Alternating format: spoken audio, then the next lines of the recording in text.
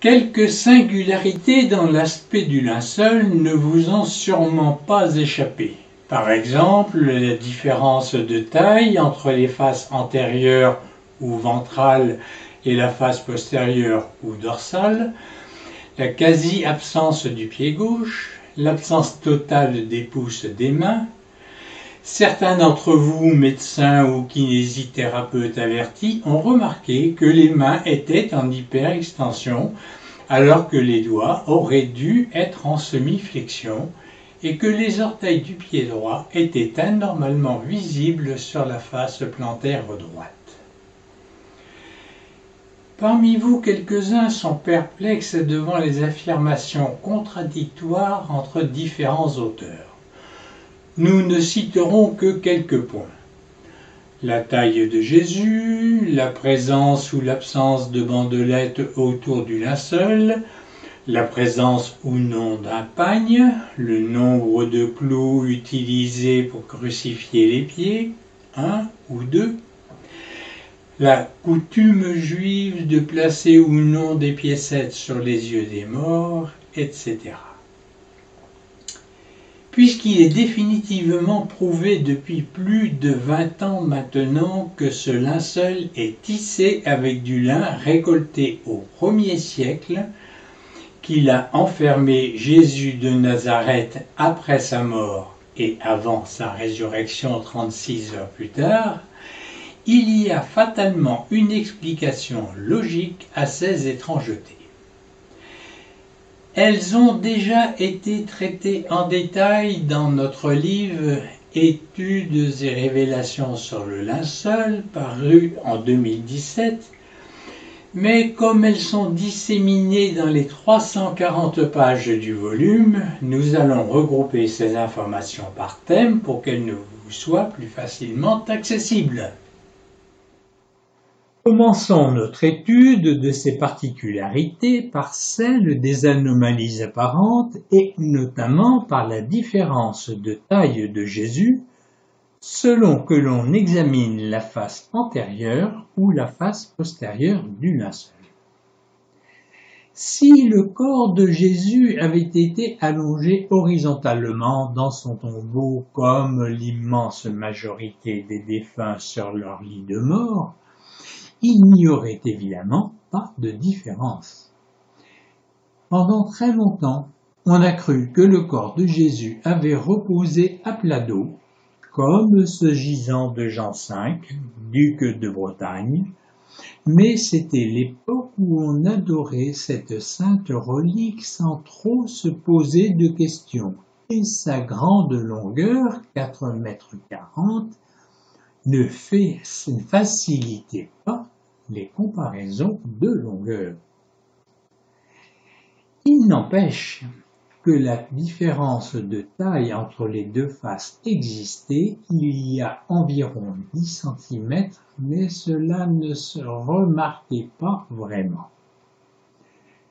Tout a basculé avec les photographies, car sur des tirages photographiques, il est facile de prendre des mesures. C'est Secondo Pilla, en 1898, qui eut l'honneur de prendre la première photo, puis Giuseppe Henriet en 1931.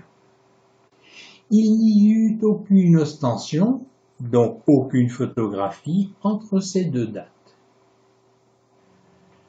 Le corps ne reposait donc pas à plat dos. Pourquoi ? C'est sa position figée par la rigidité cadavérique qui est responsable de cette différence. Il a fallu attendre encore un siècle avant que les techniques d'imagerie informatique en 3D en apportent la preuve visuelle. Il semble que ce soit le docteur Lebec, chirurgien à l'hôpital Saint-Joseph à Paris, qui ait eu le premier l'intuition en 1925 de la rigidité précoce des crucifiés. Je le cite.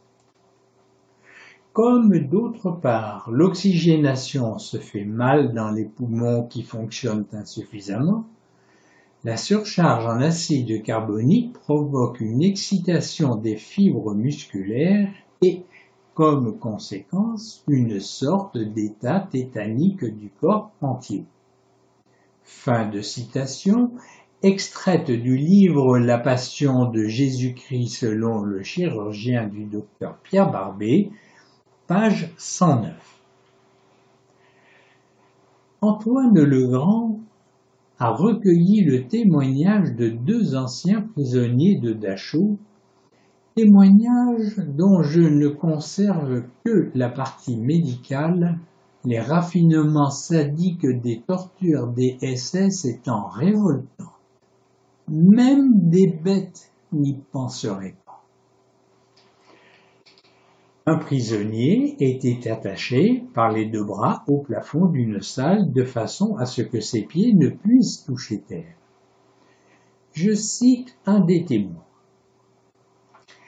Après 1 heure de suspension, les tractions sur les bras devenaient de plus en plus fréquentes, mais en même temps de plus en plus faibles. L'asphyxie s'installait progressive et définitive.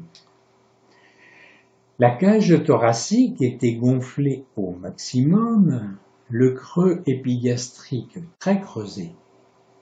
La peau devenait violette, une sueur profuse apparaissait sur tout le corps, coulant à terre et tachant le ciment. Elle était surtout extraordinairement abondante dans les quelques minutes qui précédaient la mort. Les cheveux et la barbe étaient littéralement trempés, et cela même par des températures avoisinant 0 degré. Après la mort, le corps était d'une rigidité extrême, la tête retombant en avant dans l'axe du corps. La mort survenait en moyenne au bout de 3 heures. Fin de citation. Ibidem, page 112. Pierre Barbet, dans les années 1940, a eu l'intuition que le corps de Jésus avait été atteint de rigidité cadavérique précoce quasi immédiate. Je le cite. Il est probable aussi que la rigidité cadavérique ne s'est pas établie dans la forme habituelle au corps de nos malades et de nos animaux d'expérience. J'ai déjà insisté plus d'une fois sur un fait que je crois exact. Après cette lutte physique épouvantable, après cette tétanie, la rigidité a dû être brutale, instantanée, totale d'un seul coup. Fin de citation, Ibidem, page 193. Vous trouverez dans notre conférence De la mort à la résurrection, premièrement notions élémentaires, au chapitre 6 une explication traitant de la rigidité cadavérique, ses causes, ses conséquences et la valeur approximative de résistance des muscles à la modification de la position du corps. Si vous aviez remis sa lecture à plus tard, il serait bon de ne pas la différer plus longtemps. Cette étude est aussi présentée un peu plus détaillée dans notre livre déjà cité, aux pages 265 à 271. La position du corps de Jésus après sa descente de croix et le placement des membres supérieurs sur le corps afin qu'il pût entrer dans le tombeau dont la porte ne devait guère dépasser 90 cm de large, est étudié en détail dans le même livre aux pages 273 à 301. Si elle est maintenant admise par la très grande majorité, quelques dinosaures font encore de la résistance, mais c'est sans aucun espoir. Les deux principales causes de la différence apparente de longueur des deux faces du linceul sont, d'une part, sur la face postérieure du corps, la flexion antérieure de l'ensemble du corps, atténuant la lordose lombaire et inversant la kyphose cervicale, allongeant ainsi la longueur du tissu nécessaire pour recouvrir la face postérieure du corps entre les talons et le sommet du crâne.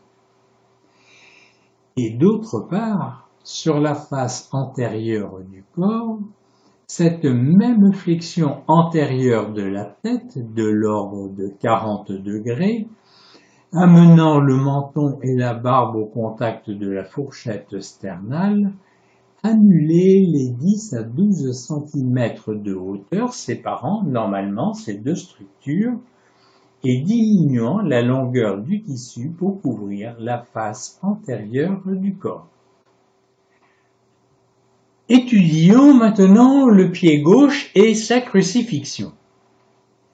Il existe indéniablement une trace sanguine sur la face postérieure ou dorsale, photo de droite, qui ne peut provenir que du pied gauche, mais elle est infiniment moins importante que celle du pied droit, et sur la face antérieure ou ventrale, photo de gauche, son apparence est quasiment inexistante.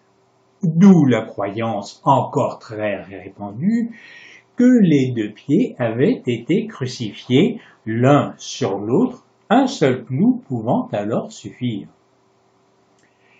Cette hypothèse, séduisante en première approche, ne résiste ni à la mesure précise de l'écartement des talons d'une part, ni à la nécessité absolue d'une fixation solide à la croix, qui ne peut donc se faire que dans le massif osseux tarsien d'autre part. Quand un crucifié parvenait à libérer un membre, le bourreau était souvent crucifié à son tour, ce qui limitait les initiatives incertaines. Dans notre livre déjà cité, cette étude prend 47 pages, 215 à 262, car elle demande beaucoup de minutie. En 4 ans, aucun lecteur ni auditeur de conférences, qui comprenait bien sûr des médecins, ne nous a fait part de doutes sur nos affirmations. Autant dire que nos conclusions sont vraisemblables. En revanche, il paraît utopique de vouloir condenser ces 47 pages en 3 ou 4, sauf à devenir inintelligibles. Si vous voulez tout comprendre, vous n'avez d'autre solution que la lecture de ces 47 pages, fort instructives d'ailleurs. L'impossibilité de faire un résumé valable n'empêche pas de vous donner un aperçu des conclusions, mais il sera forcément frustrant. La crucifixion solide avec un seul clou pour les deux pieds est impossible compte tenu des mesures effectuées sur le linceul. Nous y reviendrons dans le chapitre erreur. La jambe gauche, en discrète rotation interne, faisait un angle d'environ 20 degrés avec la droite, dû à la largeur du bassin et au rapprochement des pieds. Les talons sont séparés d'environ 10 cm. L'hallux, la bosse du gros orteil gauche, est située juste en dessous de l'hallux du pied droit. Les deux pieds se chevauchent donc très partiellement à leur extrémité distale. L'enclouage du pied gauche s'est fait dans le sinus du tarse, la petite dépression très facile à trouver à la main, qui est située juste en avant de la cheville, cheville droite sur cette photo. La raison de l'enclouage à cet endroit reste à déterminer, mais probablement à la suite d'une tentative ratée de crucifixion traditionnelle dans le méra gauche. Peut-être en raison d'un nœud dans le bois. Peut-être à cause d'altération du bois en raison d'une ou plusieurs crucifixions antérieures. On ne sait. La crucifixion dans le canal tarsien gauche a été bien plus douloureuse que celle dans le méra droit en raison des torsions qu'elle imposait aux membres inférieurs gauche et de la déchirure des ligaments et des inévitables crampes supplémentaires qu'elle imposait. Examinons maintenant les mains en hyperextension et l'absence des pouces. Les membres supérieurs et inférieurs d'un homme ne sont pas dévolus aux mêmes fonctions ni aux mêmes contraintes. Les membres supérieurs sont destinés à tenir et porter des objets et leurs muscles fléchisseurs seront donc prédominants sur les extenseurs.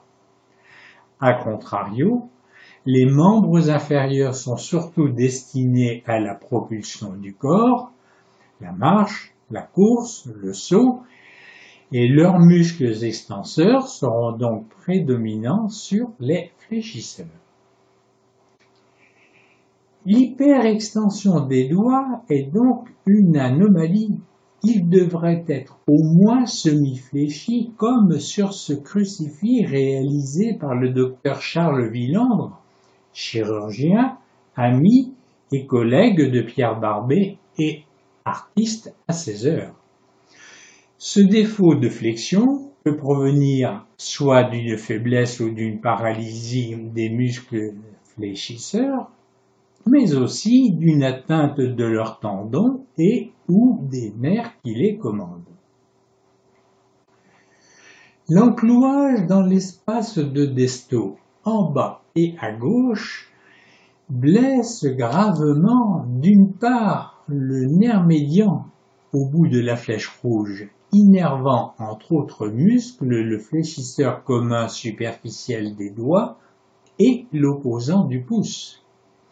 D'autre part, les tendons fléchisseurs des doigts au bout de la flèche verte sont abîmés, surtout l'annulaire et l'auriculaire.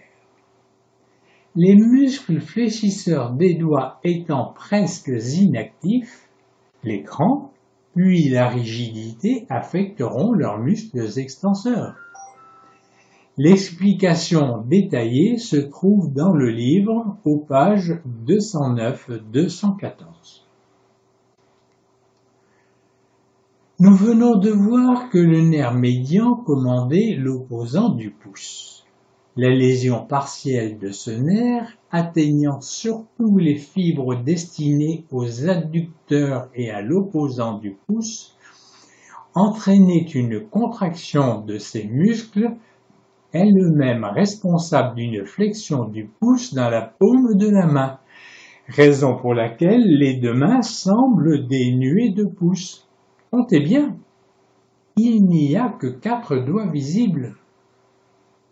C'est le docteur Barbet qui a mis en évidence cette particularité au cours de nombreuses expériences racontées dans son livre aux pages 158 à 160. Portons maintenant notre attention sur les orteils du pied droit. Il me souvient comme si c'était hier de la première fois où j'ai vu la plante du pied droit du linceul sur mon ordinateur, l'image en haut à gauche, en plein écran. J'ai eu l'impression que le Christ venait de passer sur mon écran, un peu comme on voit sur un carrelage la trace du pied d'une personne sortant de sa douche, et j'ai été saisi de surprise et d'émotion. Ce n'est qu'un peu plus tard que j'ai réalisé qu'une personne en marchant déroule l'appui de son pied du talon aux orteils, ce qui explique que l'empreinte soit parfaite. Mais le Christ ne sortait pas de sa douche. Il venait d'être descendu de sa croix rigide comme un cep de vigne. Nous venons de voir que les muscles prédominants aux membres inférieurs étaient les extenseurs. Les orteils auraient donc dû être relevés sur l'image en bas à gauche, en conséquence peu ou pas visibles sur la face postérieure du linceul. La photo 3D de Thierry Castex en bas à droite prouve sans aucune discussion possible que les orteils droits sont parfaitement visibles sur le linceul et qu'il ne s'agit pas d'une illusion. L'image colorée en haut à droite montre que les orteils n'ont laissé quasiment aucune tache de sang, donc ils n'étaient pas au contact complet du linceul. L'espace de Mérat, au bout de la flèche blanche sur le squelette en haut, où a été planté le clou du pied droit, est surmonté par la branche latérale du nerf fibulaire profond qui innerve les muscles longs et courts extenseurs des orteils. Le passage du clou et son frottement pendant 3 heures ont lésé ce nerf, inhibant l'extension des orteils. Les crampes, puis la rigidité, n'ont donc affecté que les muscles fléchisseurs des orteils, expliquant leur trop parfaite visibilité. Le pied gauche, qui a été encloué dans le sinus du tarse, n'a pas subi de lésion du nerf fibulaire profond et ses orteils se sont figés en extension complète, ce qui explique une autre particularité étrange du pied gauche. On ne le voit, pour ainsi dire, pas sur la face antérieure du linceul, image en bas à gauche, alors que, posé sur le gros orteil du pied droit, déjà surélevé par le gros orteil du pied gauche, le linceul aurait dû reposer sur le pied droit, le rendant parfaitement visible dans le rectangle bleu. Là encore, l'explication est très simple. Le linceul recouvrant normalement les jambes jusqu'aux chevilles a ensuite rejoint l'extrémité des orteils, notamment le gros orteil gauche en hyperextension, point le plus élevé des pieds. Ce faisant, il a enjambé la face dorsale du pied gauche et la tridimensionnalité a empêché la formation de l'image du pied gauche sur le linceul, image en bas à droite. Normalement, nous devrions voir très distinctement l'extrémité des orteils gauches, mais nous jouons de malchance. L'extrémité du pied gauche se trouve à l'extrême limite du linceul, dont de toute façon tout le bas de la face antérieure était maculé de sang, ce qui aurait empêché la formation de l'image. Le linceul était-il trop court d'origine de 2 cm? Une partie de cette extrémité a-t-elle été découpée pour faire des reliques? Pour l'instant, nous n'avons pas de réponse à ces questions. Vous aurez des explications bien plus détaillées dans le livre, aux pages 256 à 260. Il n'est pas question ici de perdre notre temps à pointer les soi-disant erreurs innombrables et cherchant à disqualifier le linceul trouvé par des opposants de tout poil. Nous venons d'en expliquer déjà une bonne partie et n'avons nullement envie de discuter pied à pied chacune de leurs sottises. Ils sont hostiles au linceul, c'est leur droit. Ils cherchent à dévaloriser cette relique par tous les moyens, pourquoi pas. Mais il leur faudra être patients et tenaces, car cela risque de les occuper aussi longtemps que Sisyphe et son rocher.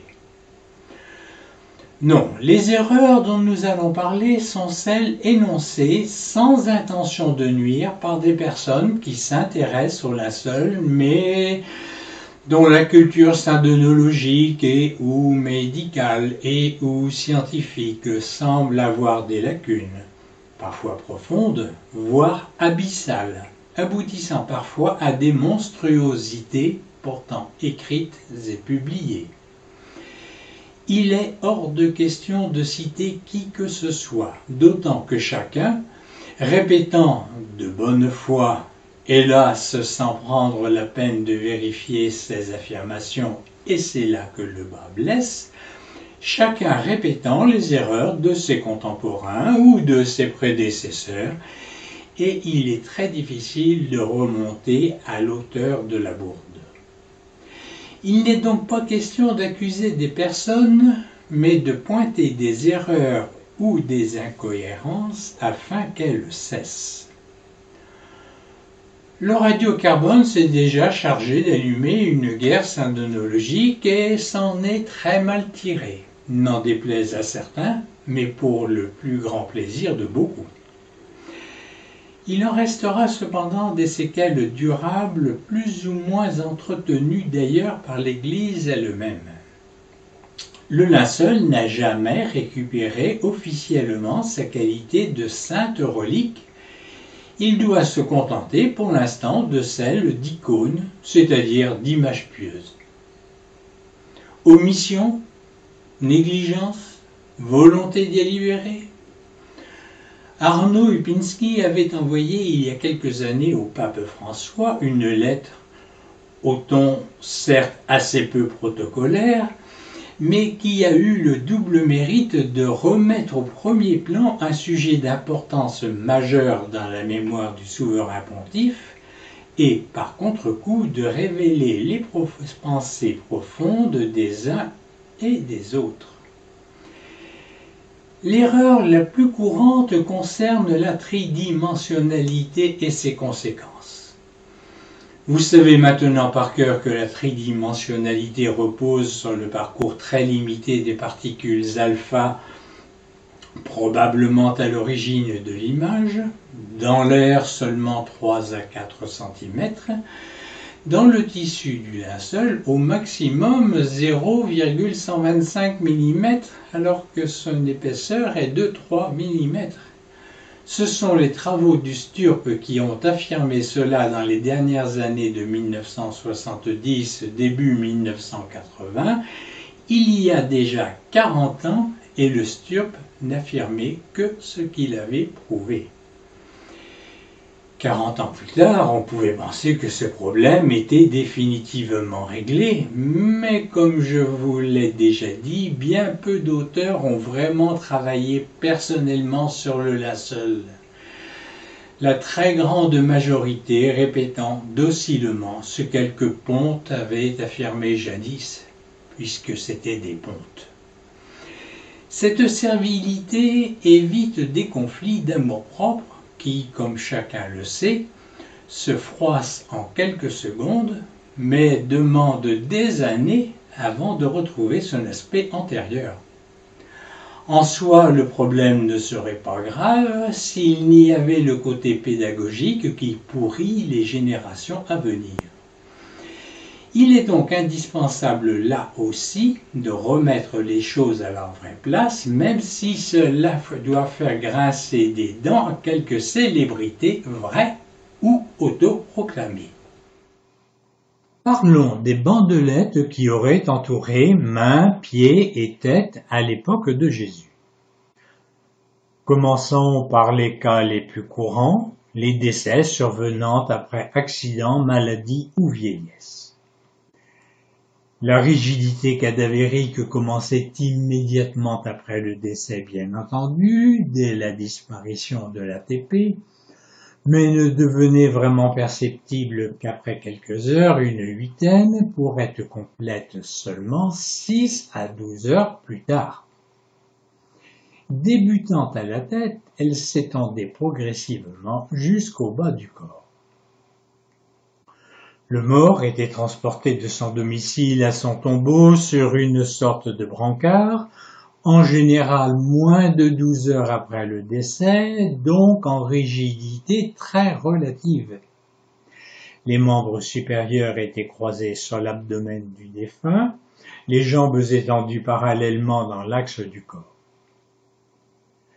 Pour éviter qu'un bras ou une jambe ne risquât de s'échapper du brancard pendant le transport, un faux pas est toujours possible et la rigidité cadavérique était très insuffisante pour retenir le membre, les mains et les chevilles étaient donc entourées par des bandelettes et, comme cela se pratique encore de nos jours, la bouche entr'ouverte par le poids de la mandibule était maintenue fermée par une mentonnière ou un suaire. Sur le brancard, le mort, toiletté avec soin, n'était pas dissimulé, tout le monde pouvait le voir. Dans ce cas général, la présence de bandelettes était non seulement souhaitable, mais presque indispensable. Dans le tombeau, un linge ordinaire pouvait éventuellement recouvrir soit le corps entier, soit le visage. Le prix du linceul de Jésus a été estimé à 6 000 € environ. Vous avez bien entendu. Car il avait nécessité 800 heures de travail et plus de 30 kilomètres de fil de lin. Tout le monde ne pouvait pas s'offrir un linceul aussi coûteux. Un tissu tout simple était probablement le plus couramment utilisé si la décision d'envelopper le mort avait été prise, bien sûr. Parlons maintenant de Jésus. La rigidité cadavérique ayant été totale et immédiate, lorsqu'il fut descendu de sa croix une demi-heure environ après sa mort, il était raide comme une poutre, nous l'avons vu. La difficulté était de lui replier les membres supérieurs sur l'abdomen et de les y maintenir, raison pour laquelle les doigts de la main gauche furent forcés pour faire une sorte de crochet maintenant le poignet droit. Le transport du calvaire au tombeau, situé 50 mètres plus bas au pied de la colline, ne posait pas de difficulté réelle, nous l'avons vu et étudié, en dehors d'une part des pertes de sang par le côté, impossible ou presque à éviter sur ce sentier rocailleux et inégal, et d'autre part des remontées liquides d'origine pulmonaire, cardiaque et gastrique qui sortaient par le nez dès que le corps penchait vers l'avant, maculant le visage, raison pour laquelle un linge, un suaire, fut posé par respect sur sa tête, probablement le suaire d'Oviedo. Pourquoi sortait-elle par le nez et non par la bouche?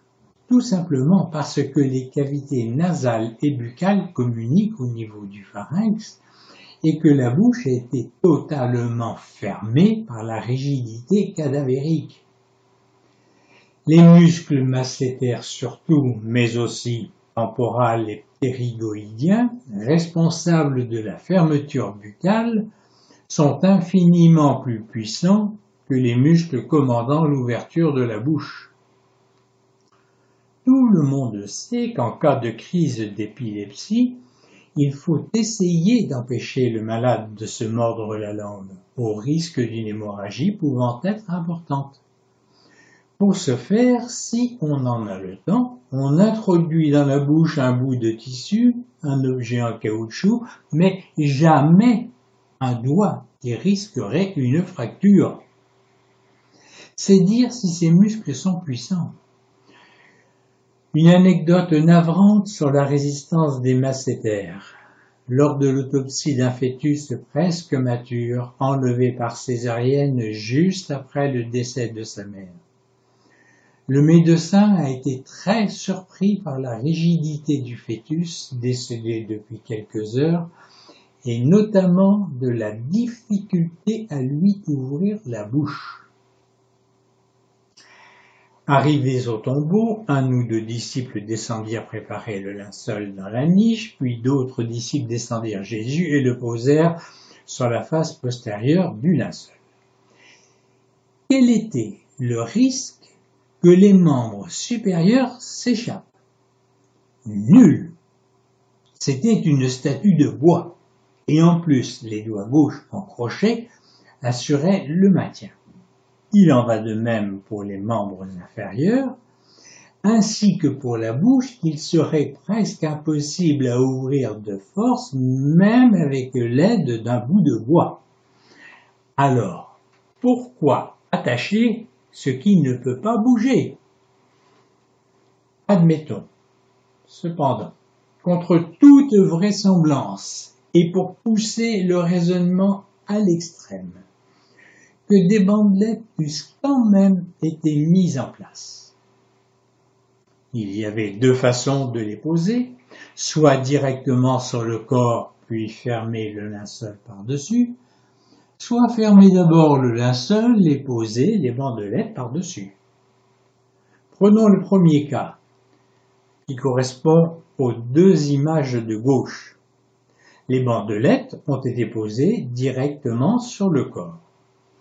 Au moment du flash de la résurrection, le rayonnement alpha a été absorbé par les bandelettes et il ne devrait y avoir aucune image du corps à l'endroit des poignets et des chevilles, tant sur la face antérieure que postérieure. Examinons le linceul, il n'y a aucune zone où l'image est absente ou très diminuée. Ce n'est donc pas la bonne explication.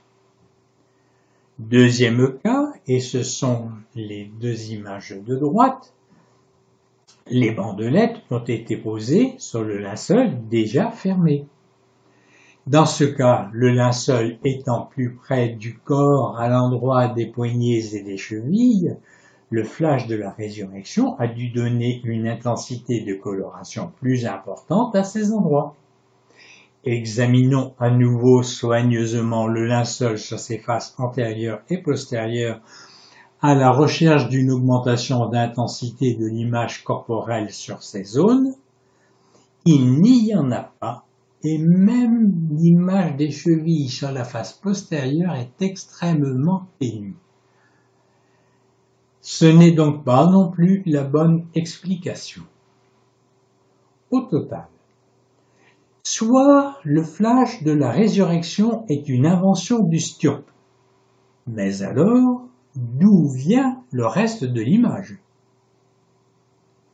Soit les bandelettes n'ont jamais été utilisées dans le cas de Jésus et tout devient logique, cohérent et compréhensible. On parie que c'est la bonne explication? Le même raisonnement peut s'appliquer à la mentonnière autour du visage et du crâne, obligatoirement directement sur la peau. L'examen attentif du linceul ne montre aucune absence d'image alors que c'est la mentonnière qui aurait dû absorber l'image et une partie du sang.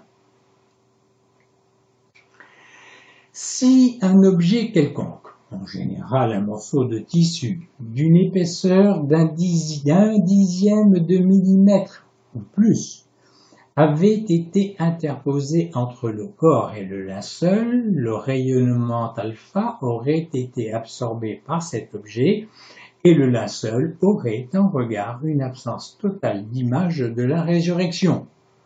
Mais il pourrait avoir des traces de sang.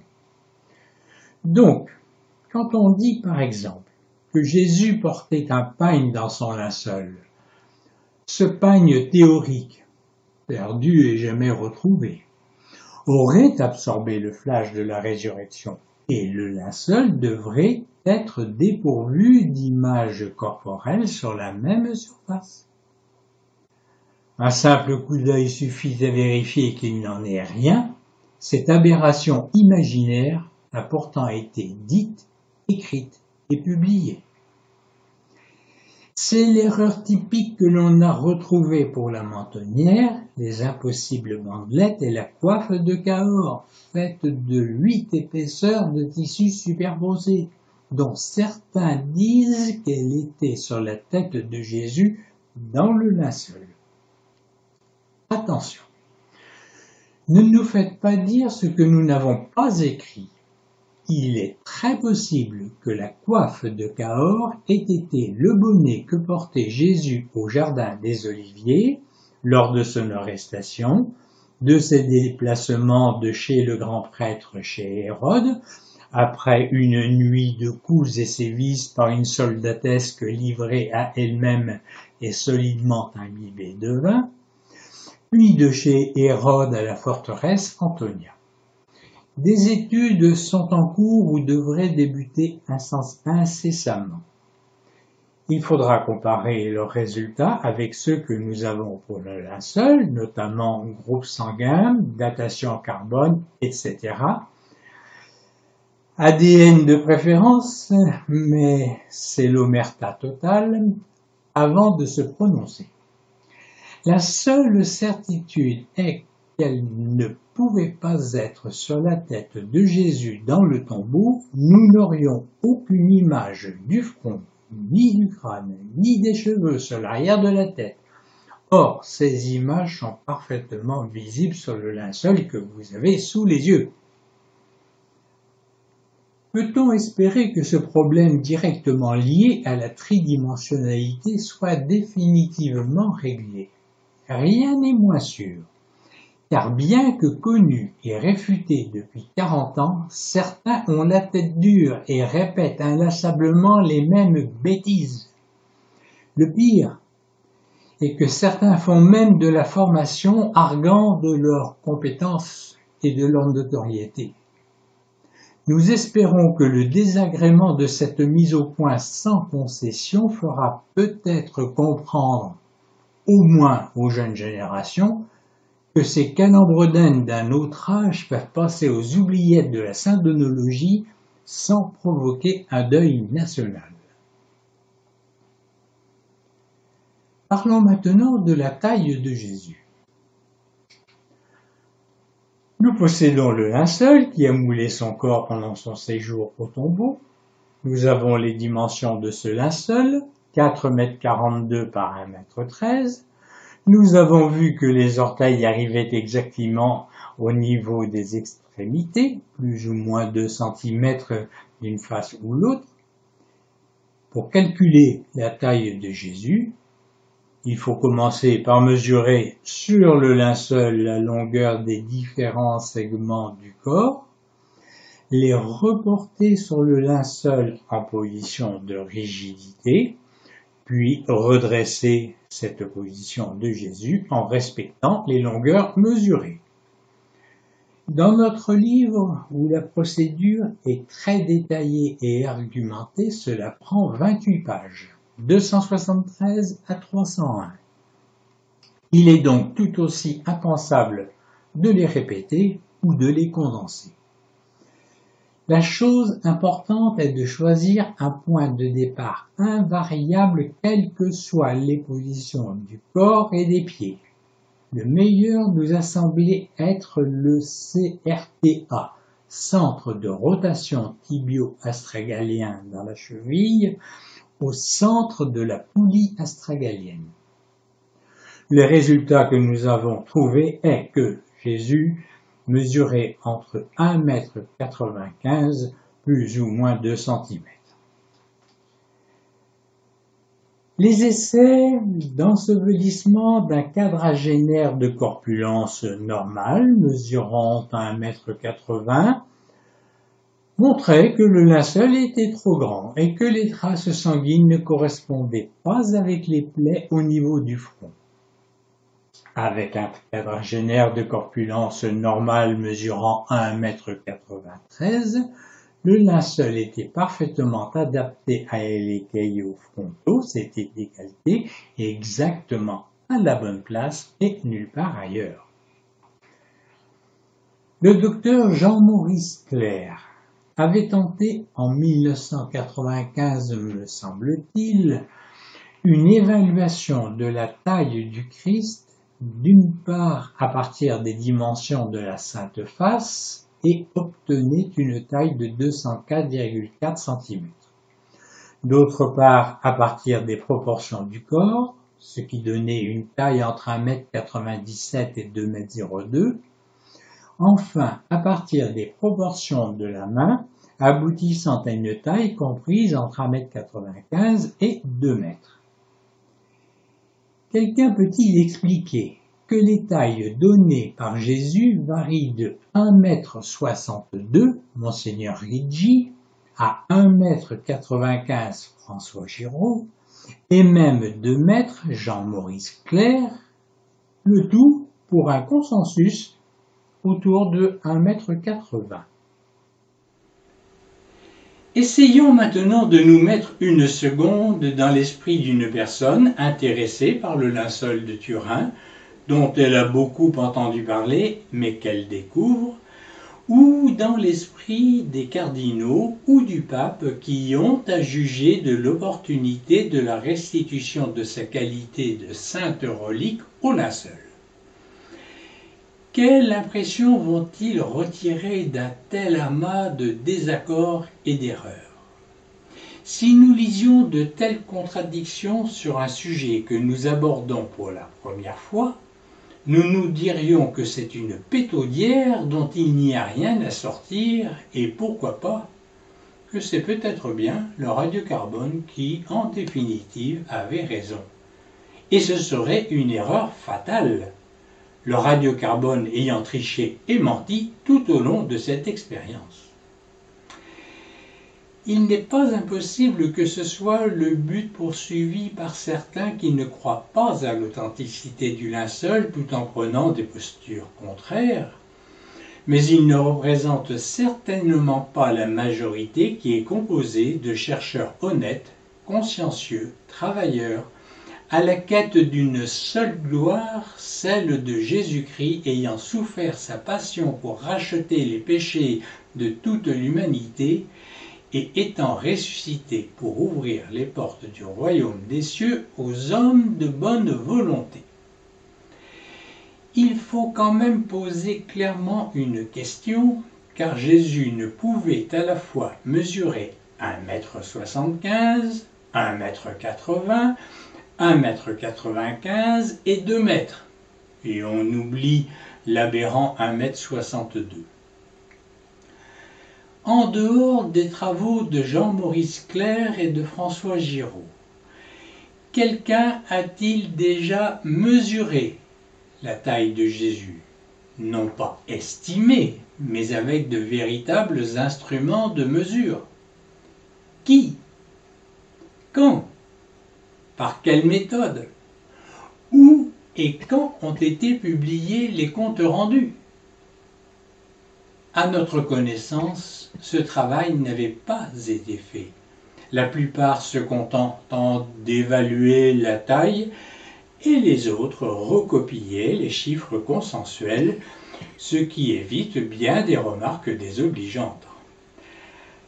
À vaincre sans péril, on triomphe sans gloire. Très belle phrase de Pierre Corneille dans le Cid, que de petits plaisantins ont parodié à vaincre sans péril, on s'évite bien des ennuis.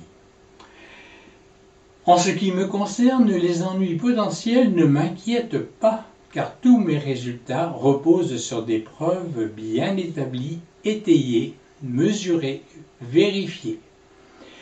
Compte tenu du travail effectué pendant 30 ans dans ma spécialité, jusqu'à preuve circonstanciée et détaillée du contraire, je maintiens que la taille de Jésus était très proche de 1,95 m, que son pied gauche a été crucifié dans le sinus du tarse et que sa sépulture n'a jamais eu recours ni à une mentonnière, ni à des bandelettes, ni à un pagne.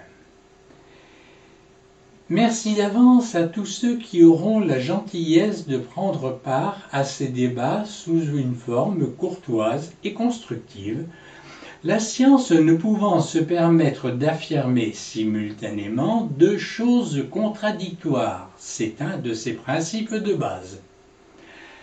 La crédibilité de la syndonologie est à ce prix.